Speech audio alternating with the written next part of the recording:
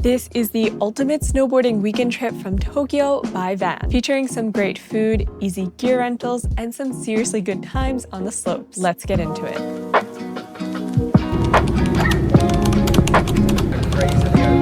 For this trip, we took out the Baldrik K van, one of our newest K-van conversions. And then from Tokyo, we hit the road. We left later in the day so we could wake up and go straight to the slopes the next morning. The drive there was great too, with beautiful sunset views.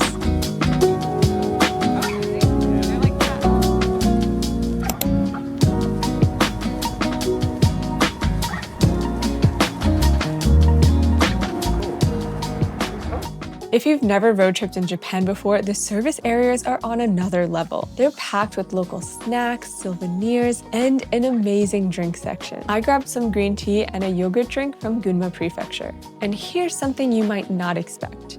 In snowy regions in Japan, in the service areas, you can buy these traction socks for your tires if conditions get rough. We actually provide these, but they're super useful if you're on your own on the road. Japan service areas also always have bathrooms that are super clean and open 24/7.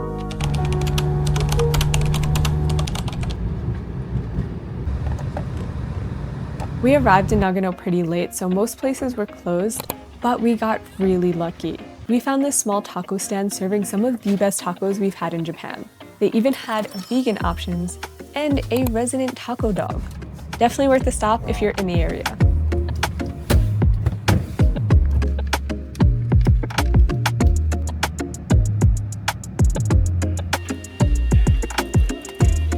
The next morning, we woke up to stunning snowy scenery and headed into town for breakfast before hitting the slopes.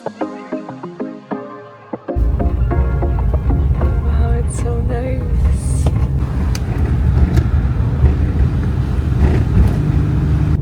It's so pretty around here. Yeah. The views along the way were unreal.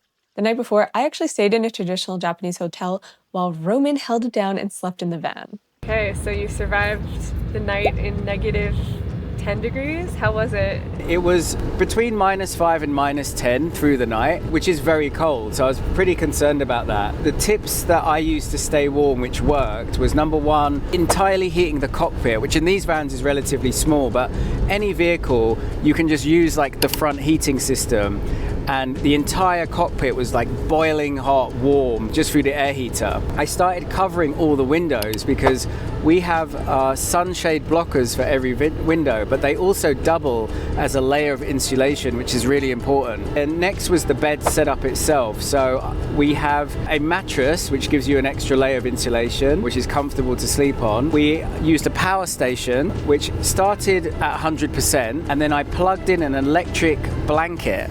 And the way I used that is I just laid that on top of the mattress and slept directly on top of it. And then the sleeping bags. So we have bought Arctic condition sleeping bags for all of our vans, and I actually used 2 of them. So I cocooned myself in one of them and then doubled up on the second one, at least for my foot level, and then threw that on top of me. So I had space and air to breathe, but I essentially had 2 layers. And then I wore like this pretty thick jacket. I've got like heat tech under my clothes. The next thing is like choosing appropriate clothing. Do not rock up in like a t-shirt and shorts when you're going to be sleeping in -10 degrees conditions. And then that worked. Like, it was radiating so much heat, and cocooning myself in those special sleeping bags, literally, like, I didn't feel cold throughout the entire night. I even had to wake up at one point to create more ventilation because I was sweating. I was so hot. And after that, we stopped at a local hotel cafe for a quick breakfast.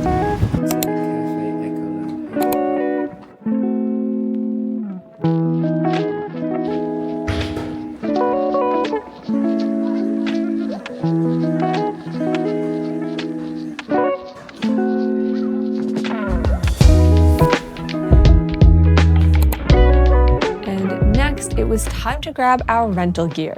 Pro tip, you'll usually get better prices renting from the shops outside of the ski resorts. So that's exactly what we did. Here they had lots of options and no reservations were required. This is like van life snowboarding. How you doing? Oh, there's a gondola. Oh, this is legit.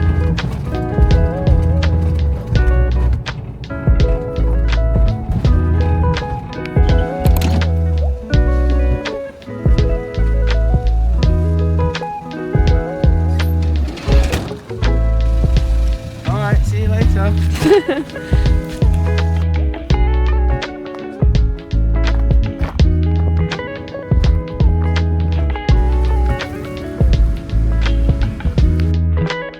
After shredding it in Hakuba, we switched things up and headed to Karuizawa, which is also Nagano, for a bit of luxury.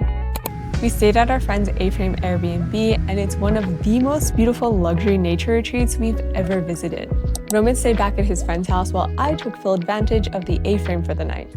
We've actually partnered with them to offer a special discount if you book both the van and the A-frame together.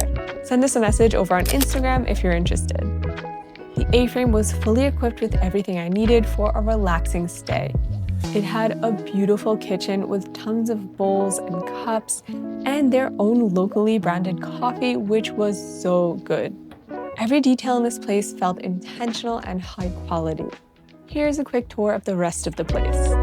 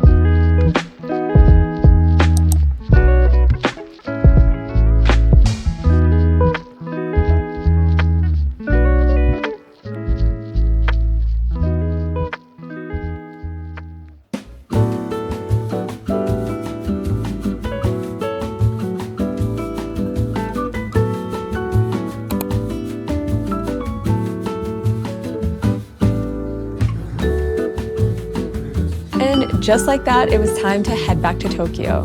Thanks for watching, guys, and we'll see you in the next one.